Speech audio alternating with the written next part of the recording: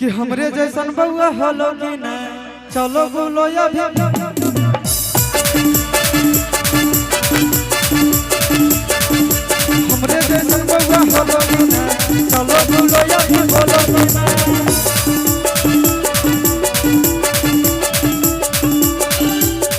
लड़की कह रही है कि पापा पापा तोरे कहौ हमर बेटा रे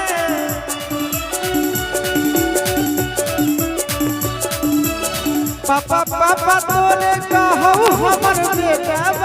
रे जब देखियो हम कुआर वाला फोटा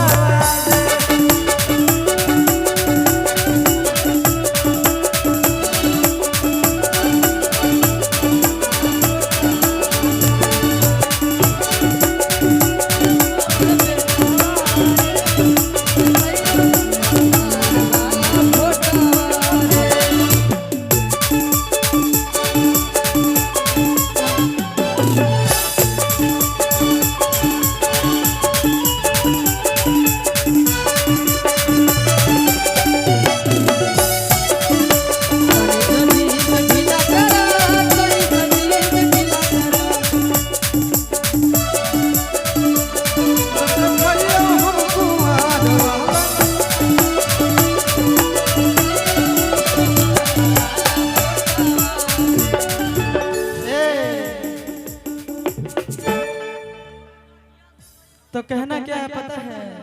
लड़कियां कह रहे हैं हम जब लड़की से कह रहे हैं कि हमरे जैसा हुआ कि नहीं तो हम कह रहे हैं भेंट करे आएंगे जरूर पक्का वाला तो कह रही का कहता हो आइए ना कि बेटा वाला लेके आइबो टॉफी चॉकलेट गे आप ही ससुर तो कहरेल भेंट गे कि आप ही ससुर तो कहरेल भेंट गे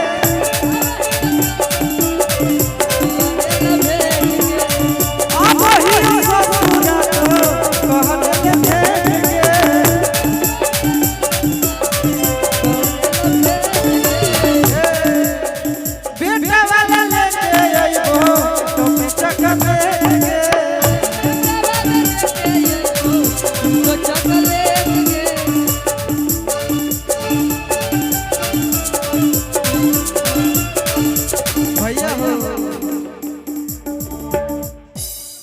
आगे बड़ी खुशी होलो सुना के गे देखी बउआ चुना मुना के गे बड़ी खुशी होलो सुना के गे देखी बउआ चुना मुना के गे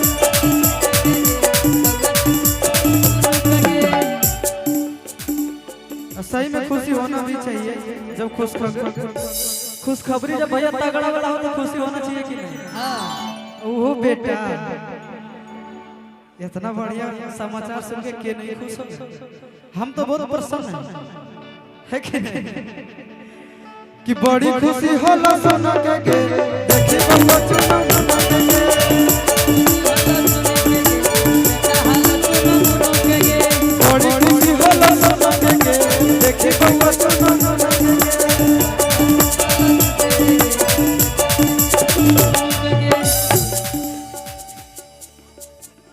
कि पापा पापा तोरे कहौ हमर बेटा